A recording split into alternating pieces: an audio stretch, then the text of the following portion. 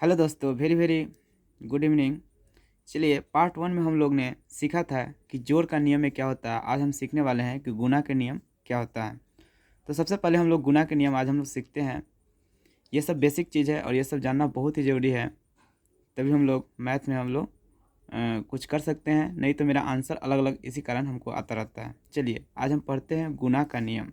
तो गुणा का नियम में क्या है? प्लस गुने प्लस क्या होता है? प्लस। माइनस गुने माइनस क्या होता है?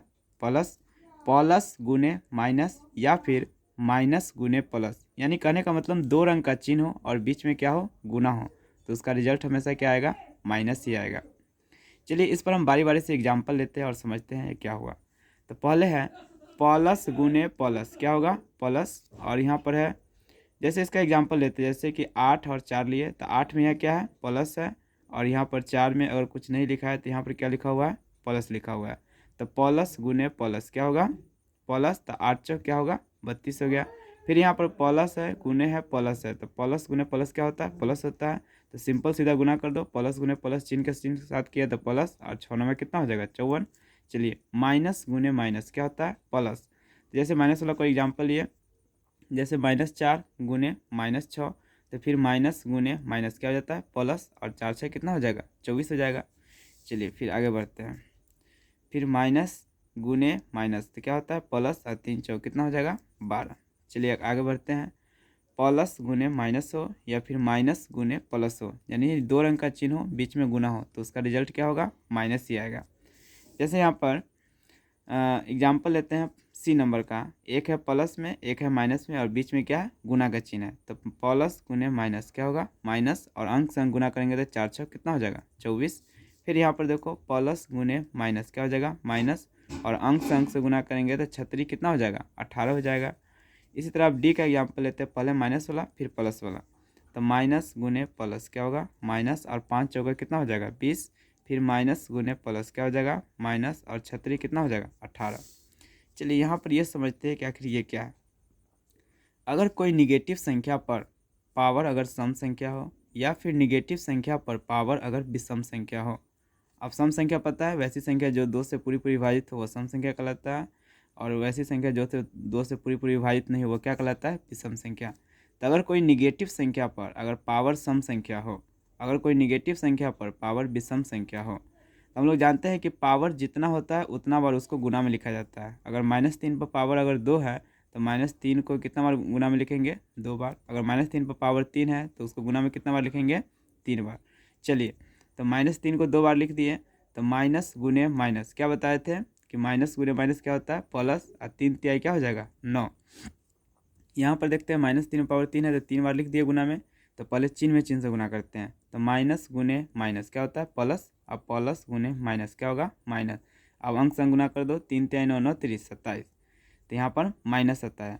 तो इस दोनों से हम क्या निष्कर्ष निकालते हैं कि अगर किसी निगेटिव संख्या पर अगर पावर सम संख्या हो तो उसका माइनस के चिन्ह का जो गुणनफल होगा वो हमेशा प्लस आएगा। यानी सम संख्या हो तो माइनस के यहाँ पर क्या आएगा? प्लस होगा। अगर यहाँ पर विषम संख्या हो तो इसका जो चिन्ह का जो गुणनफल होगा क्या होगा? माइनस आ गया। तो इससे हम कंक्लूजन निकाल लिए कि अगर निगेटिव संख्या पर पावर सम संख्या तो उसका चिन्ह प्लस, अगर निगेटिव संख्या पर विषम संख्या तो उसका चिन्ह क्या होगा? माइनस हो गया। इस तरह से हम गुना का नियम हम लोग कंप्लीट कर लिए। अब हम लोग आगे बढ़ते हैं। जो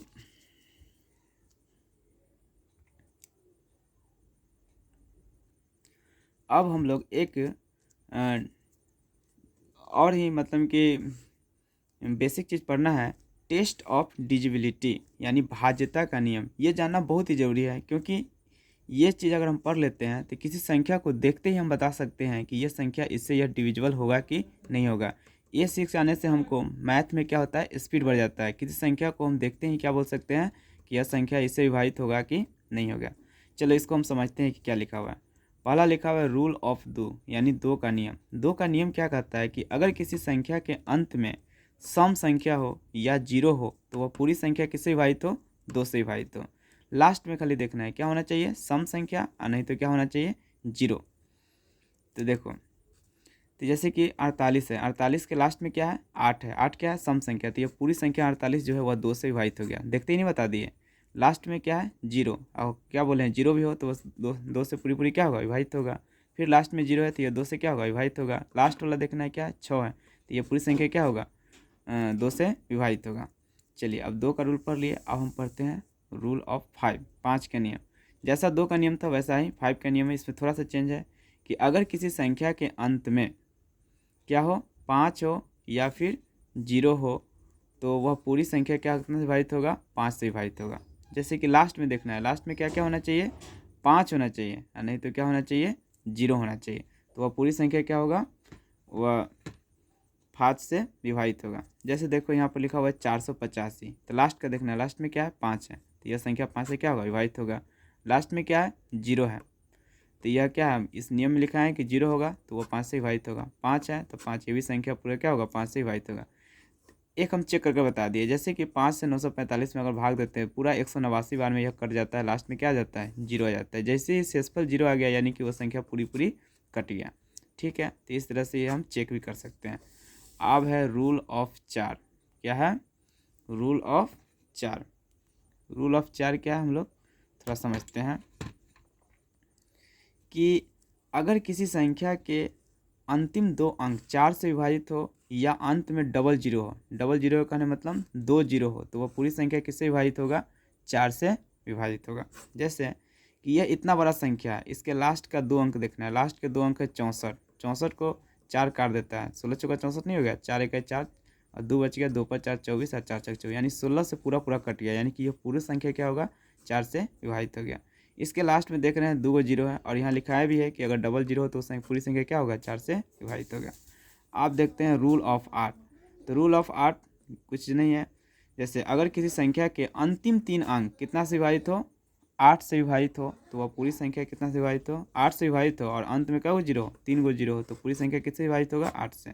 जैसे इसका लास्ट का 3 अंक देखिए, लास्ट का अंक 3 गो अंक है, 3 गो अंक क्या है, 0 है, तो यह कितना से विभाजित होगा, 8 से विभाजित होगा। लास्ट का 3 अंक देखो 480 है, 480 8 से विभाजित है, 8 से 48, 8 से 0 में 0 करेंगे तो 60 बार में कट गया, तो यानी ये पूरी संख्या क्या होगा, 8 से क्या होगा, विभाजित होगा। चलिए अब पढ़ते हैं हम लोग रूल ऑफ 3। 3 का नियम पढ़ते हैं। रूल ऑफ 3 और रूल ऑफ 9 दोनों सेम है। चलिए इसमें क्या लिखा हुआ है कि अगर किसी संख्या के अंकों का योग अगर 3 से विभाजित हो तो पूरी संख्या कितना से विभाजित होगा, 3 से। आप समझते हैं कि संख्या क्या होता है, अंक क्या होता है। तो ये 3 4 5 यानी 345 यह एक पूरा संख्या है। इसमें 3 है, 4 है, ये 5 है, ये 3 4 5 ये सब क्या है, अंक है। तो यहाँ पर हम लिखे हैं क्या है कि अंकों का जोड़ कितना से काटना चाहिए, 3 से। तो अंक को जोड़ो, 3 और 4, 4 और 5 9, 9 जो है 3 से कट जाएगा, 3 के पहाड़ा में 9 है ना, 3 3 9 कट गया, यानी कि यह पूरी संख्या कितना होगा, 3 से विभाजित होगा। इसको भी जोड़ लेते हैं, अगर उस अंक का जोड़ अगर 3 से कट गया तो पूरी संख्या कट जाएगा। जैसे 8 4 12, 12 3 15, 15 जो है 3 से कट जाएगा ना, 3 5 15 पूरा पूरा कट गया। इसका मतलब 843 जो है पूरा वह 3 से कट गया। देखो कितना आसान हो गया कि अंकों का जोड़ लिए, अगर वह 3 से कट जा रहा है तो वह पूरी संख्या कितना से हो गया, 3 से विभाजित हो गया। देखते ही नहीं बता दिए। चलिए अब है रूल ऑफ 9 कि अगर किसी संख्या के अंकों का योग अगर 9 से विभाजित हो तो वो पूरी संख्या 9 से विभाजित, जैसा 3 का था वैसा ही 9 से है। इसमें भी अंकों को जोड़ना है, अगर 9 से विभाजित हो गया तो पूरा संख्या 9 से विभाजित। जैसे अंकों को जोड़ो, 6 3 9, 9 जो है 9 से कट जाएगा तो कट जाएगा। इसका मतलब 9 जो 63 जो है 9 से कट जाएगा, नहीं कट जाता, 9 सत्ते 63।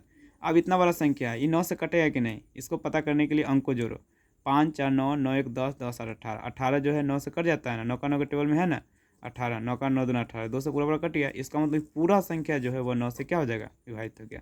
तो पढ़ लिया रूल ऑफ 9 भी पढ़ लिया। अब है पढ़ना रूल ऑफ 11।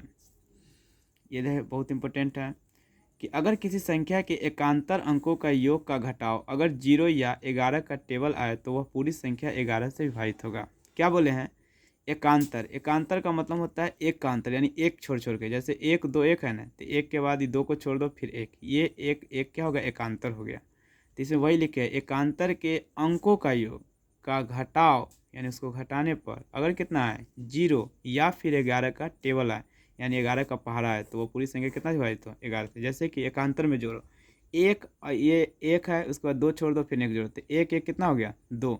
आई 2 का एकांतर कोई नहीं है तो 2 ही हुआ। 2 में से 2 घटाओ, घटाने में बोले हैं ना कितना आना चाहिए, 0 नहीं तो 11 तो 0 आया है, तो इसका मतलब 0 आ गया है ना, तो इसका मतलब ये 11 से विभाजित हो गया। 11 से विभाजित नहीं होगा, 11 गुना 11 नहीं होता है 121। चलो इसका देखना है एकांतर का घटाव, 0 या 11 का टेबल देखना है। तो एकांतर घटाव 1 और 3 कितना हो जाएगा 4, 3 का एकांतर कौन होगा 1, ये 3 1 4, 4 में 4 गया 0, फिर 0 आ गया, तो इसका मतलब यह 11 से यह संख्या क्या होगा कट जाएगा।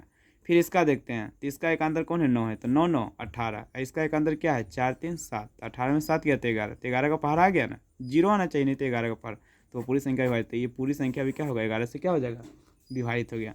चलिए अब फास्टली हम रिवाइज करा देते हैं। तो 2 करोड़ में क्या बोले हैं कि लास्ट में क्या होना चाहिए 2, ये लास्ट में क्या होना चाहिए 0, नहीं तो क्या होना चाहिए सम संख्या, तो क्या होगा 2 से पूरी विभाजित हो गया। 5 में क्या बोले हैं कि लास्ट में 0 होना चाहिए, नहीं तो 5 होना चाहिए, वो पूरी संख्या क्या होगा 5 से विभाजित। और हम लोग 4 के रूल में क्या बोले हैं कि देखो 4 का तोड़ते हैं तो क्या होगा 2 गुने 2, तो इसे एक ट्रिक याद रख सकते हैं कि लास्ट में क्या होना चाहिए 2 को 0 होना चाहिए, नहीं तो लास्ट का 2 अंक जो है वह 4 से विभाजित हो, तो वह पूरी संख्या क्या होगा 4 से विभाजित होगा। 8 में क्या बोले, देखो 8 को तोड़े तो 2 गुने 2 गुने 3 को टूटता है ना, तो लास्ट में 3 को 0 होना चाहिए, नहीं तो लास्ट का 3 अंक अगर 8 से विभाजित हो गया तो वह पूरी संख्या क्या होगा 8 से विभाजित हो गया। रूल नंबर 3 में क्या बोले कि उसके अंकों का जोड़ लो, अगर वह 3 से कट गया तो वह पूरी संख्या क्या होगा 3 से विभाजित हो जाएगा। रूल नंबर 9 में क्या बोले कि अंकों को अगर जोड़ लो सबको, अगर वो 9 से कट गया तो पूरी संख्या क्या होगा 9 से विभाजित हो गया। और रूल 11 में क्या बोले कि एकांतर के अंकों का योग अगर 0 आ जाए या फिर 11 का टेबल आ गया तो वो पूरी संख्या क्या होगा 11 से विभाजित है। तो इस प्रकार हम ये पार्ट 2 वीडियो था जो पूरी तरह से समाप्त हो गया है। तो हम लोग अभी तक क्या क्या पढ़ लिए, तो अभी तक हम लोग पढ़ गए जोड़ का नियम पढ़ लिए, घटाव का नियम पढ़ लिए, आज हम विभाज्यता का नियम पढ़ लिए। ये सब मैथ का बेसिक चीज़ था, ये सब जानना बहुत ही ज़रूरी था। इसके बाद हम लोग 10th मैथ स्टार्ट करेंगे 1.1 से नेक्स्ट वीडियो में। चलिए आपको वीडियो अच्छा लगा तो लाइक कीजिएगा, शेयर कीजिएगा और कमेंट कीजिएगा। चलिए थैंक यू।